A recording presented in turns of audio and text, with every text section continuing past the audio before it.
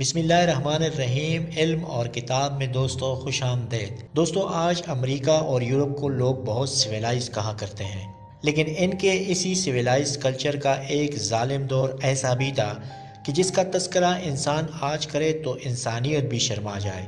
دوستو 18ویں اور 19ویں صدی میں یورپ اور امریکہ میں افریقی باشندوں کو غلام بنا کر چڑیا گھروں میں نمائش کے لیے پیش کرنے کا کاروبار عروج پر تھا۔ آج کی کہانی بھی ایک ایسے نوجوان کی ہے جس کو انسانی چڑیا گھر کی نمائش میں پیش کیا گیا تھا۔ اس نوجوان کا نام تھا اوٹا بینگا۔ دوستو اوٹا بینگا کانگو میں دریائی کسائی کے قریب 1883 میں ٹوری جنگل کے ایک قبیلے میں پیدا ہوا تھا۔ اس زمانے میں کانگو ایک آزاد ریاست تھی، لیکن بیلجیم کے بادشاہ لیوپولڈ دوم کی فوجی ملیشیا نے کانگو کے جنگلی قبیلوں کے مقامی لوگوں کو پکڑنا شروع کیا۔ یہ ملیشیا مقامی آبادی پر حملہ کر دیتی تھی اور نوجوانوں کو یرغمال بنا کر غلام بنا دیتی تھی۔ مزاحمت کرنے والوں پر گولیاں برسائی جاتی تھی اور پورے کے پورے گاؤں کو آگ لگا دی جاتی تھی۔ بیلجیم کی فوج یہی پکڑ دکڑ اس غرض سے کرتی تھی تاکہ ان مقامی لوگوں کو بطور مزدور استعمال کر کے کانگو میں موجود اس وقت کی ربڑ کی سب سے بڑی سپلائی کو اپنے ملک منتقل کر لے۔ دوستو ایسا ہی ایک حملہ اوٹا بینگا کے گاؤں پر بھی ہوا اور اسی حملے میں بینگا کی بیوی اور 2 بچوں کے ساتھ ساتھ اس کا پورا قبیلہ قتل کیا گیا۔ بینگا اس حملے میں اس لیے بچ گیا کیونکہ وہ جنگل میں شکار کی ایک مہم پر تھا، لیکن بعد میں وہ افریقہ میں غلاموں کے تاجروں کے ایک گروہ کے ہاتھے چڑھ گیا۔ ان تاجروں سے بینگا کو ایک امریکی تاجر سیمیول ورنر نے 1 پاؤنڈ نمک اور ایک کپڑا دے کر خرید لیا۔ ورنر کے مطابق اس نے بینگا کو کینیبلز یعنی آدم خوروں سے بچا لیا تھا۔ ورنر امریکہ میں ایک نمائش کے لیے افریقی لوگوں کو تلاش کر رہا تھا۔ ورنر نے کچھ دوسرے افریقیوں کو بھی اسی نمائش کے لیے ساتھ چلنے کے لیے راضی کیا، جن میں بکوبا کے حکمران بادشاہ نودومبے کا بیٹا بھی شامل تھا۔ ورنر ان سارے افریقی باشندوں کو لے کر امریکہ لوٹ گیا۔ دوران سفر ورنر کو ملیریا ہو گیا، اس لیے اس گروپ کو 1904 میں ورنر کے بغیر سینٹ لوئس لے جایا گیا، جہاں پر نمائش شروع ہو چکی تھی اور یہ افریقی فوراً توجہ کا مرکز بن گئے۔ بینگا بچپن میں بنائے گئے اپنے نکیلے دانتوں کی وجہ سے اس گروپ میں سب سے زیادہ مقبول اور معروف بن گیا، کیونکہ تماشائی اس کے دانتوں کو دیکھنے کے لیے بےتاب رہتے تھے۔ بینگا اور دیگر افریقی اسی نمائش میں جنگی انداز میں پرفارم کیا کرتے تھے۔ جب ورنر ملیریا سے ٹھیک ہوا اور 1 ماہ بعد پہنچا تو اسے احساس ہوا کہ نمائش میں تو یہ افریقی بیچارے اداکاروں سے زیادہ قیدی بنا لیے گئے ہیں، اس لیے ورنر نے ان سب کو آزاد کروا دیا اور سب کو اپنے ساتھ کانگو واپس لے گیا۔ بینگا بھی اسی سفر میں ورنر کے ساتھ افریقہ چلا گیا اور وہاں ایک جنگلی قبیلے میں اس نے شادی کر لی، لیکن بدقسمتی سے اس کی دوسری بیوی ایک سانپ کے کاٹنے سے مر گئی۔ اسی درد کو لیے بینگا نے ورنر کے ساتھ ایک بار پھر امریکہ واپس جانے کا فیصلہ کر لیا۔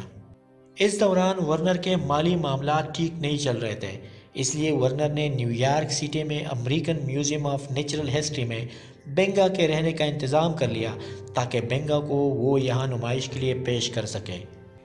یہاں پر ورنر کو اتنی خاص کامیابی نہیں ملی، اس لیے ورنر 1906 میں بینگا کو لے کر برونکس چڑیا گھر لے گیا۔ چڑیا گھر کے ڈائریکٹر ولیم ہوناڈے نے بینگا کو دیگر جانوروں کے ساتھ نمائش کے لیے رکھ لیا، تاہم ہوناڈے نے دیکھا کہ چڑیا گھر کے جانوروں کے مقابلے میں لوگ بینگا میں زیادہ دلچسپی لے رہے ہیں، تو اس نے دیگر جانوروں کے ساتھ بینگا کی ایک الگ مونکی ہاؤس نمائش بنا ڈالی۔ دوستو یہاں بینگا کے اس وقت کے صرف 5 پروموشنل تصاویر موجود ہیں، کیونکہ منکی ہاؤس کے نمائش میں کیمروں کی اجازت نہیں تھی۔ منکی ہاؤس نمائش کے خلاف پادریوں نے احتجاج شروع کر دیا، جن کی سربراہی جیمز ایچ گورڈن کر رہے تھے۔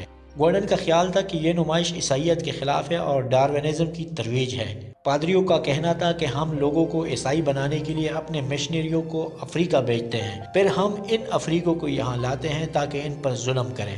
ان مظاہروں کے نتیجے میں چڑیا گھر نے بالآخر بینگا کو نمائش سے ہٹا دیا۔ ورنر اپنی مالی مشکلات کی بنا پر بینگا کو مزید نہیں رکھ سکتا تھا، اسی لیے 1906 کے آخر میں ورنر نے بینگا کو گورڈن کی تحویل میں دے دیا۔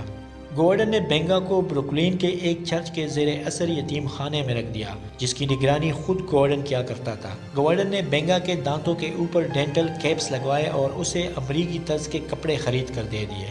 بینگا نے اپنی انگریزی کو بہتر بنانے کے لیے ٹیوشن حاصل کر لی اور اسکول بھی جانا شروع کیا۔ جب اس نے محسوس کیا کہ اس کی انگریزی کافی حد تک بہتر ہو گئی ہے تو بینگا نے اپنی رسمی تعلیم بند کر دی اور تمباکو کے ایک کارخانے میں کام کرنا شروع کر لیا۔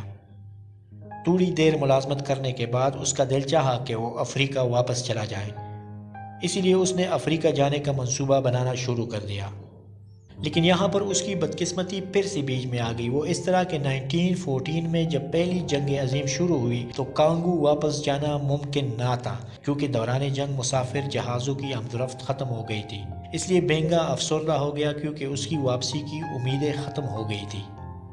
ناامیدی اور ڈپریشن میں 20 مارچ 1916 کو 32 یا 33 سال کی عمر میں بینگا نے اپنے افریقی رسم کے مطابق ایک آگ جلائی، اپنے دانتوں پر سے ڈینٹل کیپس کاٹ لیے اور ادھار لیے ہوئے ایک پسٹل سے خود کو دل میں گولی مار لی۔ یوں اس نے اپنی شہرت زدہ زندگی کا خاتمہ کر ڈالا۔ دوستو، یہ تھی آج کی ہماری کہانی۔ امید ہے آپ کو پسند آئی ہوگی۔ ان جیسی اور ویڈیوز دیکھنے کے لیے ہمارے چینل کو سبسکرائب کر لیں اور بیل آئیکن کو بھی پریس کر لیں تاکہ ہماری ہر نئی ویڈیو آپ کے پاس وقت پر پہنچا کرے۔ ویڈیو کو لائک کریں اور شیئر کرنا نہ بھولیے گا۔ دوستو، حاضر ہوں گے ایک نئی ویڈیو کے ساتھ، تب تک اللہ حافظ۔